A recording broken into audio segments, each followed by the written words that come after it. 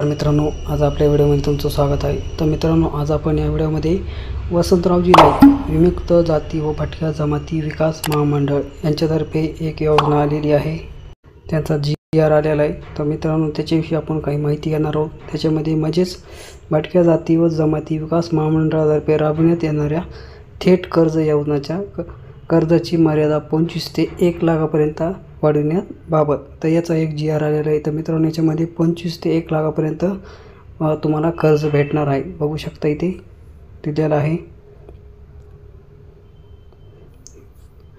तर मित्रांनो, याच्यामध्ये इथे कर्ज तुम्हाला भेटणार आहे डायरेक्ट या योजनेतर्फे। महाराष्ट्र शासनाचा GR आहे, बघू शकता। मागास बहुजन कल्याण विभाग यांच्यातर्फे हा GR प्रकाशित झालेला आहे। तर याच्या प्रस्तावनामध्ये काय दिलेलं आहे तर बघू शकता मित्रांनो, वसंतरावजी नाईक विमुक्त भटक्या जमाती विकास महामंडळातर्फे हा GR आलेला आहे। यांच्यातर्फे हा GR आलेला आहे, बघू शकता इथे। तर राज्यातील विमुक्त जाती भटक्या जमाती व विशेष मागास प्रवर्गातील दारिद्र्य रेषेखाली जीवनमान जगणाऱ्या घटकांच्या आर्थिक उत्पन्नासाठी तसेच त्यांना सोयीयोजनी संधी उपलब्ध करून देण्याच्या उद्देशाने नमूद शासन निर्णय बघू शकता 30/11/2004 रोजी हा GR आलेला होता। त्यांच्या मार्फत मित्रांनो इथे डायरेक्ट थेट कर्ज योजना राबवण्यात येत आहे। तथापि सध्या परिस्थिती लघु उद्योगातील लागणाऱ्या भांडवली व पायाभूत गुंतवणुकीमध्ये वाढ झालेली, कच्चा मालाच्या किमतीत झालेली दरवाढ व सतत होणारी महागाई तर बघू शकता भांडवलासाठी पायाभूत झालेली वाढ, कच्चा मालाच्या झालेली दरवाढ, सतत होणारी महागाई, निर्देशकातील वाढ इत्यादी विचारात घेता 25 वरून इतकी थेट कर्जाची मर्यादा अल्प असल्यामुळे वसंतरावजी नाईक मुक्त जाती व भटक्या जमाती विकास महामंडळातर्फे राबवण्यात येणाऱ्या थेट कर्ज योजनेअंतर्गत कर्जाची मर्यादा 25,000 होती। तर त्याच्यावरून आता 1 लाखाच्या पुढे नेण्याची ही महामंडळाने 29/9/2021 रोजी झालेल्या संचालक मंडळाच्या 119 या बैठकीत मंजुरी दिली आहे। तर असा एक GR आहे। तर याच्यामध्ये तुम्ही 1 लाखाच्या पुढं आता नवीन एक GR आलेला आहे, त्याच्यामध्ये पण सांगितलेलं आहे। याच्यामध्ये तुमची जी आहेत योजनेचे पैसे ह्याच्यामध्ये तुम्ही या योजनेमार्फत तुम्ही घेऊ शकतात आणि याच्या नियम व अटी आहेत। शासन निर्णय काय म्हणतात, वसंतरावजी नाईक विमुक्त जाती व भटक्या जमाती विकास महामंडळ राबवण्यात येत असलेल्या थेट कर्ज योजनेअंतर्गत कर्जाची मर्यादा 25 वरून 1 लाखापर्यंत करण्यास शासनाची मान्यता येत आहे। तर बघू शकता याच्यामध्ये पहिली 25,000 रुपये होती। तर तुम्ही या योजनेअंतर्गत तुम्ही एखादा व्यवसाय वगैरे काही टाकायचा असेल तर तुम्ही याच्यातून तुम्ही कर्ज घेऊ शकता। तर याची शासनाची पण मान्यता इथे देण्यात आलेली आहे। वसंतरावजी नाईक विमुक्त जाती व भटक्या जमाती विकास महामंडळातर्फे राबविण्यात येत असलेली थेट कर्ज योजना पुढील प्रमाणे राहील। तर योजनेचे खाली उद्देश दिलेले आहेत। तर उद्देश काय काय ते आपण जाणून घेऊ। तर बघू शकता उद्देश, विमुक्त जाती भटक्या जमाती विशेष मागास प्रवर्गातील घटकांची आर्थिक उन्नती करणे।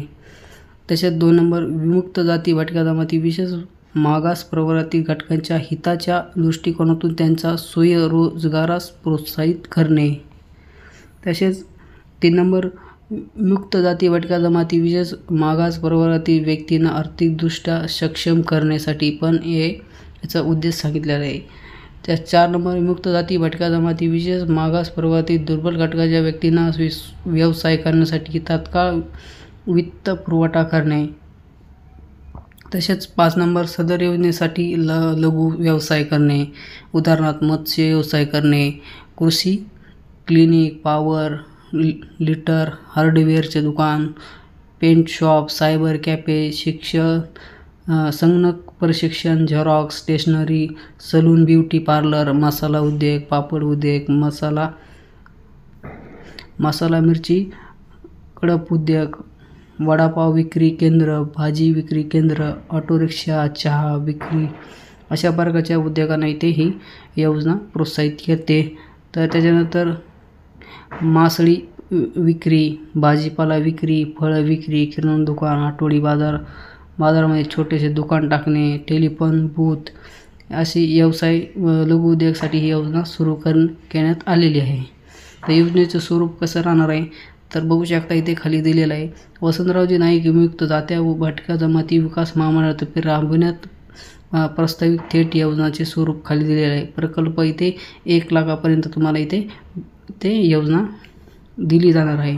महामंडळाचा सहभाग 1 लाखापर्यंत। व्याजदर किती आहे? नियमित कर्ज परतफेड करणाऱ्या लाभार्थ्यांना व्याज आकारण्यात येणार नाही। तुम्ही जर नियमित व्याजदर कर्ज परतफेड करत असाल तर तुम्हाला इथे लाभार्थ्यांना व्याज पण आकारण्यात येणार नाही आहे।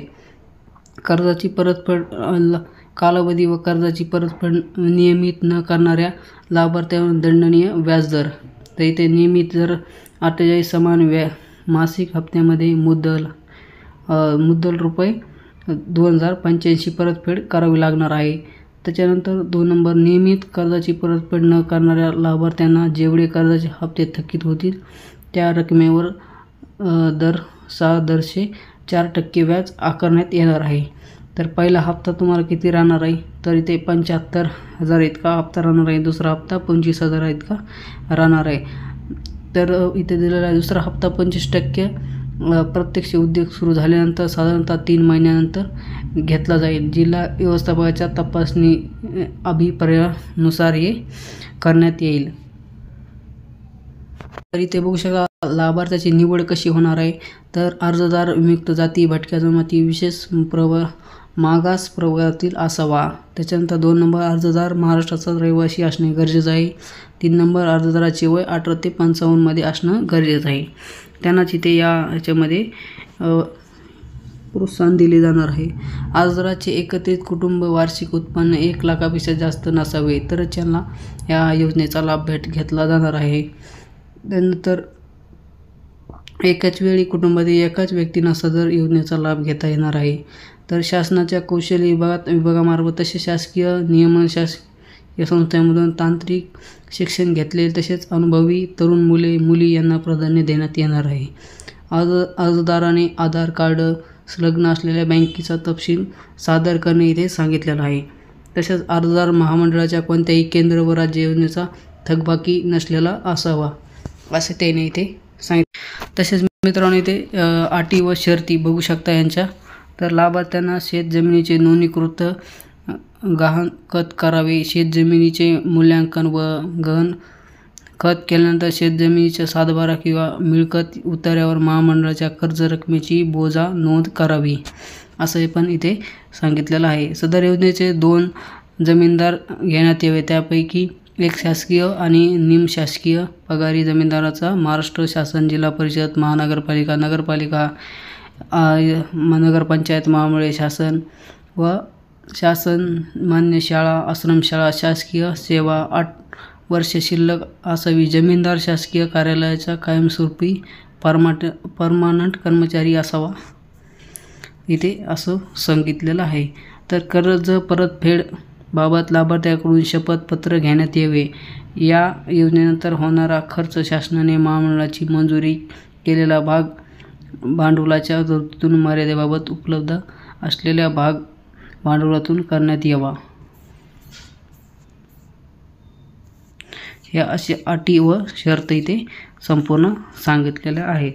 तर कर्ज वितरण पद्धती कशी राहणार आहे तर कर्ज योजनेसाठी योग्य लाभार्थ्याची निवड व मंजूर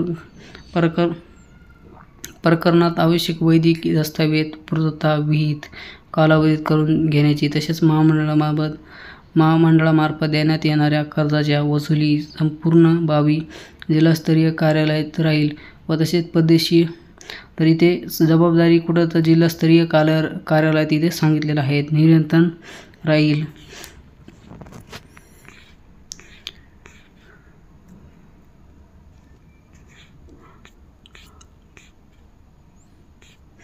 तर मित्रांनो अशा प्रकारे तुम्ही या योजनेचा तुम्ही लाभ घेऊ शकणार आहात। तर सदर शासन निर्णय महाराष्ट्र.gov.in या संकेतस्थळावर उपलब्ध करण्यात आलेला आहे। तर मित्रांनो तुम्हाला जर काही याच्याविषयी काही पण क्वेश्चन असेल तर तुम्ही या क्रमांकावरती कॉल करून विचारू शकता। तर धन्यवाद मित्रांनो। असेच नवीन व्हिडिओसाठी आपल्या चॅनलला सबस्क्राईब करा। भेटूया पुढच्या व्हिडिओमध्ये।